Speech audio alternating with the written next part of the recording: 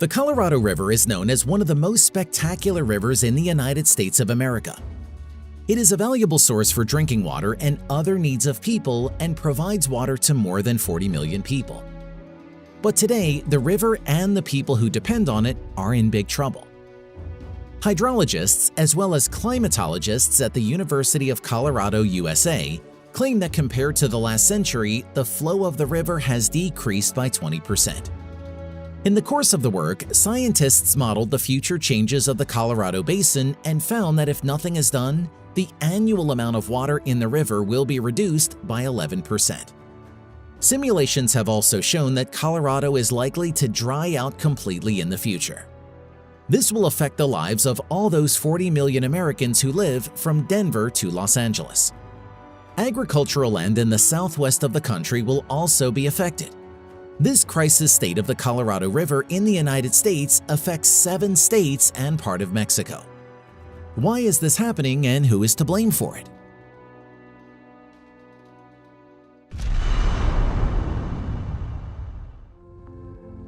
From its source high in the Rocky Mountains, the Colorado River flows south for almost 1,500 miles, through waterfalls, through deserts and canyons, to the lush wetlands of a vast delta in Mexico and into the Gulf of California.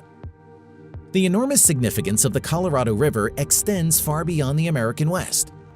In addition to providing water to the populations of 7 states, 29 federally recognized tribes, and northern Mexico, its water is used to grow everything from carrots stacked on supermarket shelves in New Jersey to beef in a hamburger served at a Massachusetts diner. The energy generated by the 2 largest dams, Hoover and Glen Canyon, is sold through a power grid that stretches from Arizona to Wyoming.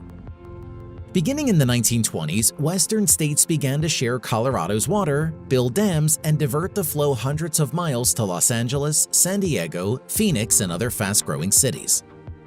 The federal government had to intervene as initially the states could not agree on how to distribute the waters of the Colorado River Basin among themselves.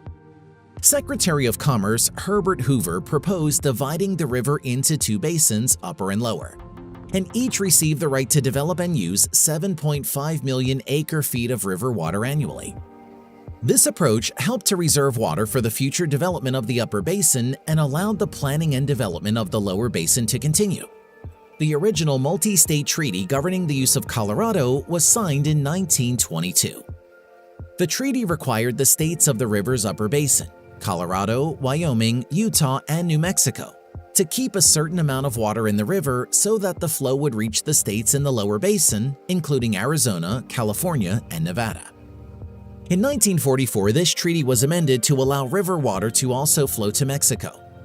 The treaty gave Mexico the right to 1.5 million acre-feet per year. But the deal initially contained a fatal flaw. Fixed numbers were set when climate change was not a concern. Indeed, in those years, no one could have imagined that the needs of people would grow so much and the water level in the river would drop so much as a result of climate change, that compliance with the treaty would become difficult. The damming and diversion of Colorado, the 7th longest river in the country, was hailed by many as a triumph of engineering, but some considered it a crime against nature. The second opinion, unfortunately, was confirmed by obvious ominous signs. Over the past decade, the water level in the river has been especially low as drought gripped the Southwest. The river still flows through the Grand Canyon, much to the delight of rafters and other tourists. And boaters are still roaring across the 110-mile Lake Mead in Nevada and Arizona formed by the Hoover Dam. But at the edge of the lake, they can see lines in the stone walls, as distinct as rings in a tub, showing that the water level has gotten much lower, approximately 130 feet higher than the year 2000 level.